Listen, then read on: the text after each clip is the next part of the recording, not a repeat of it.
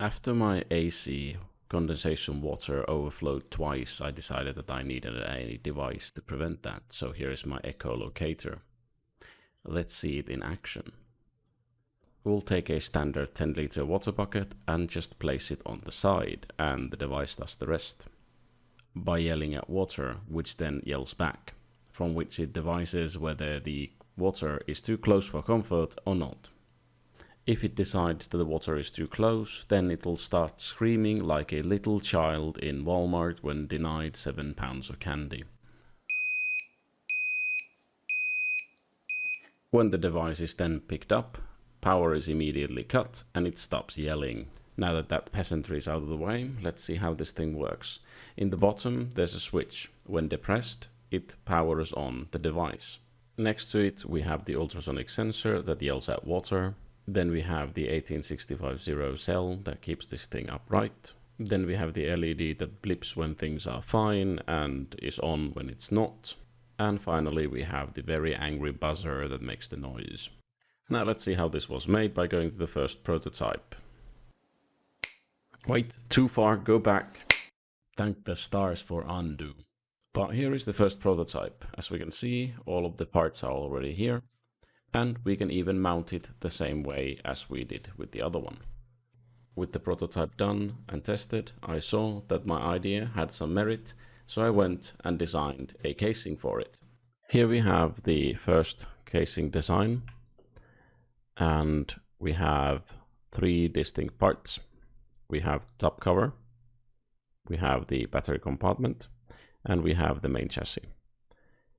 The main chassis is just a single piece, and it has a hole for the buzzer, a hole for the LED, and a hole for the power supply, and some slots so that the battery casing is easier to glue onto the main chassis.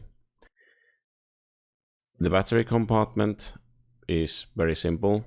It's open design so that it's easy for me to rip the battery out, since this will only be used for maybe 4 months of the year, so I'll just be using the battery somewhere else. And it's not closed because I didn't feel like doing that. The top cover is very simple. Just disable the main chassis. And was supposed to have magnets in each corner, which turned out not to work too well. But it seemed to be, it fit with just friction, so I decided to just use that. And this design has the curvature of the bucket so that it sits nicely on the edge, and there's a space for the switch that turns the machine on or off. So you just lift it and it turns itself off. This particular piece here turned out to be a massive mistake, because this tiny switch that is supposed to fit in here inside was really hard to glue, and I'll show you what happened when I tried to do that. I had already previously assembled all the other parts, so the brains were connected to the sensors, and the boost up converter was connected to the main board and to the switch that turns everything on and off. And the only thing left to do was to glue in the switch and then the rest of the components, and this was where everything went horribly wrong. First in went the glue, then the switch, then I sprinkled on top some super glue accelerant. The glue hardened really well, so well in fact that the switch is now permanently in on position.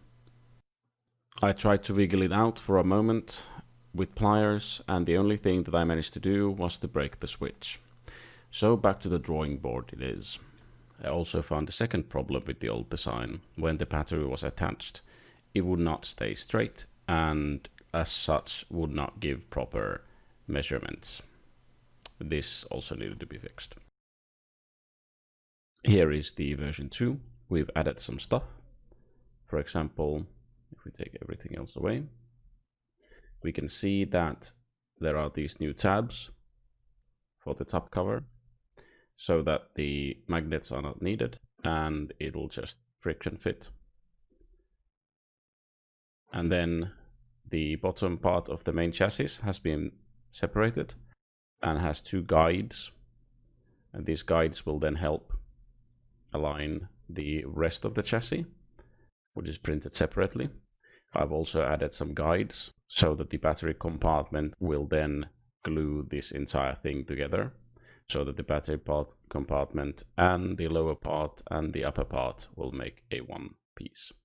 The battery compartment has also been modified to have the tabs on its side and to have a piece in the bottom part so that it will correctly connect to the bucket. Those who have been paying attention notice that this is not the same as the one that I was using, because this fix came after I had made that version. So this is for those people who want to make one for themselves, or if I make a second one. But as for now, I have to then with the one that I have. All of the parts seen here will be available in the video description, as the same for the code. And next, we'll be going through the code itself.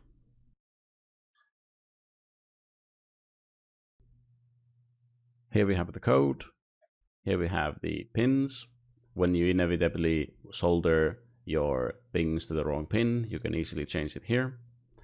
Then we have the distance that it will start to beep in. So in my case, I've selected 6 centimeters from the sensor.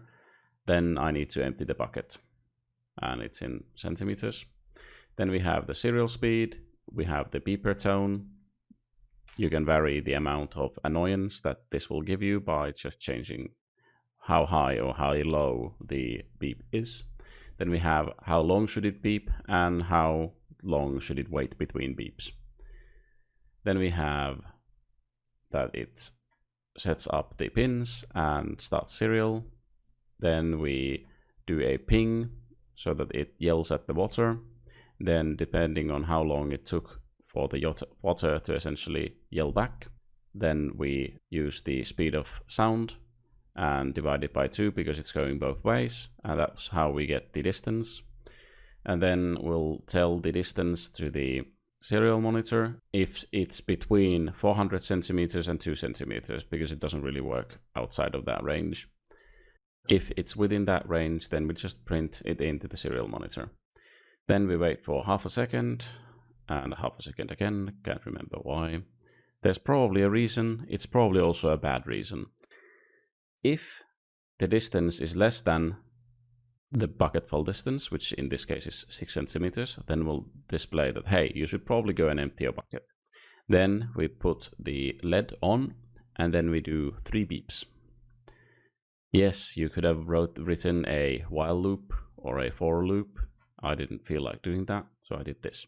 If the water is not high enough, we'll just blink the LED once for 5 units of time. I can't remember if this is milliseconds or microseconds.